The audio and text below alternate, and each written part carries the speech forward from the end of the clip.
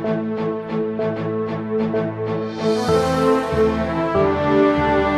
morning and welcome to an all-new Eye of the Tiger. I'm Isabella Fulli. And I'm Natalie Russell. Roseville High is known for its 100-year-old campus. While this gives the school a history other schools in the district are lacking, the campus faces issues others don't, particularly relating to parking. We go to Amelia Schaefer with the story. Over the years, RHS has grown to support a larger student population. However, with a limited plot of land to work with, the campus parking that's available has now grown along with it. This can lead to dangerous and cumbersome traffic situations. Like when we get here and we're trying to find a parking spot, like they're really small. Like if you have a big car, it's really hard because like the parking spots are so tiny. And then it's just so compacted there. Like it's so easy to hit somebody. Like there's been already so many like accidents already in senior parking lot. To secure a spot, some students will come either very early or park far from the school. If you want to park, like say in the senior lot, then you got to get here like at 7, so like 30, 40 minutes before school, but I'll get here at like 7:10 and just park in the park. With the new auxiliary gym taking up the former teacher lot, parking only became more limited. Rather than parking in the front lot, which is set aside for teachers, social science teacher John Coleman turns to the neighborhoods to find a more surefire spot closer to his classroom in the portables. Parking? What parking? There isn't any parking. The parking for staff is horrible. The parking for students is worse. Even though you shouldn't expect a parking space as a student, we should at least have reasonable parking. Without a crossing guard to manage the crosswalk, pedestrian traffic in Berry Lot can cause congestion and accidents. Sometimes pedestrians can be an issue because the only real way for them to get from Berry Lot to the actual school is across that road right there. Usually people are pretty good about letting the pedestrians across. The issue is more about the flow of traffic, and sometimes people can't get through because there's just a never-ending flow of people. Hans is working to address parking issues in Berry Lot. Where I came last year, there was a student that was hit by a vehicle out on Berry Street, and those are the type of things that I've been looking at, like trying to prevent. We don't want students being injured due to traffic issues. So the city came out, they repainted some curbs, made sure that the old worn out paint was kind of visible so that people were aware. There's also a lot of no U-turn. Plans to recapture parking in the portables will alleviate some of the issues in the coming years. Roseville's academic decathlon team competed in a Placer County meet last weekend. Sophomore Seth Van Pelt was the highest scoring decathlete from RHS. My teammates had definitely hyped up the competition as like something really fun, and we should definitely get into state, and so I wanted to really perform my best. Roseville's team placed second overall at the competition. And now we go to Kobe Estrada for sports.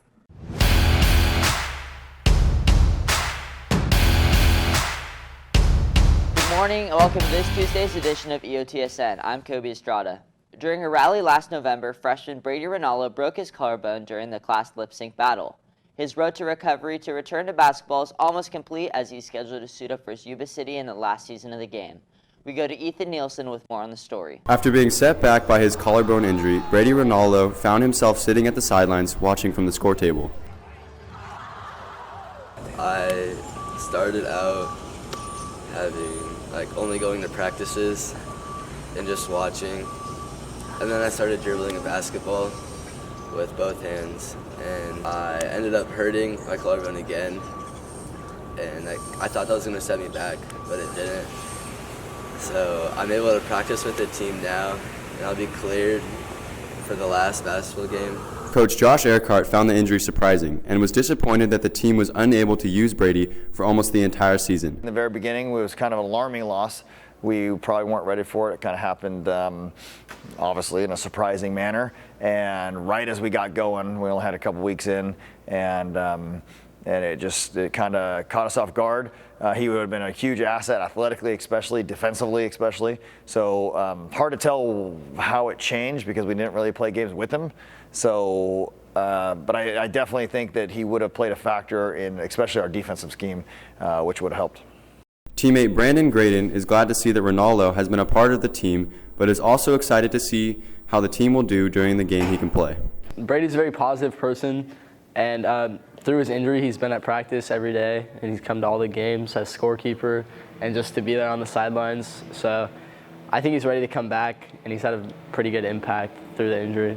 And in other sports news, boys basketball plays tomorrow at home versus Bella Vista, and girls basketball plays today at Bella Vista. And that's all on your home for Roseville High School sports, top plays, breakdowns, and more. The Tiger Sports Network, EOTSN. And now we go over to entertainment. Thanks, Kobe. It's that time of year again where all the bandwagoners come out to support their favorite team that changes every year depending on who makes it to the Super Bowl. I personally couldn't care less, but I do pay attention every year because of the movie trailers. The commercials used to be cool, but got more and more lackluster every year. This year was a little weak on movie trailers too. We had a Minions sequel and a SpongeBob movie TV spot that nobody asked for. We had a new Fast and Furious 9 clip that just further proves they should have stopped at 6. We got some new footage from the Top Gun, which looks insane. And last but not least, the main attraction every year is to see what Marvel has been cooking up. We got a small look at 3 of the upcoming Disney Plus shows, Falcon and the Winter Soldier, WandaVision, and Loki. They all look movie quality, and I'm so excited to see what this universe will look like post-Endgame.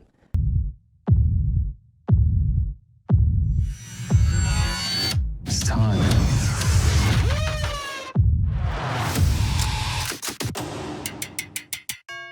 Wanda, welcome home. Vision residents.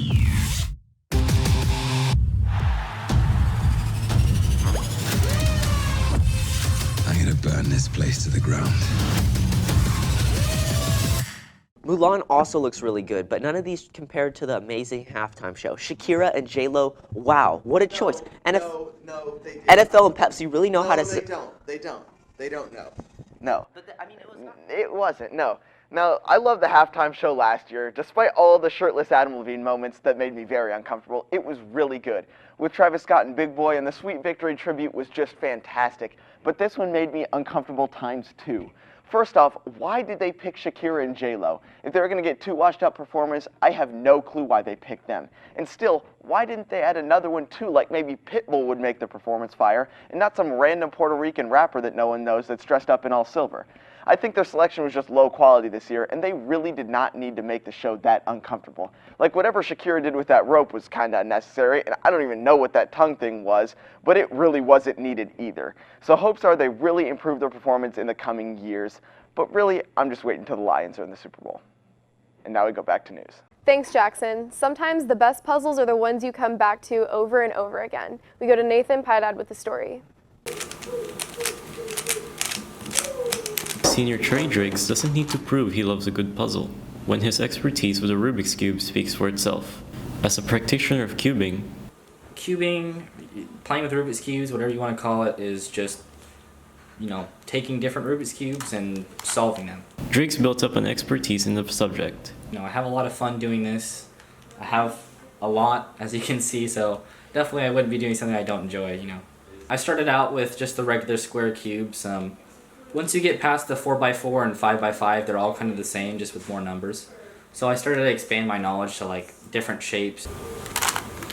Some of the cube variants in the Drigg household are exceedingly complicated. Just ask Trey's brother, Chase. He has so many different kinds, and I don't think I could ever be able to solve them. But some of those that he has are just so complicated.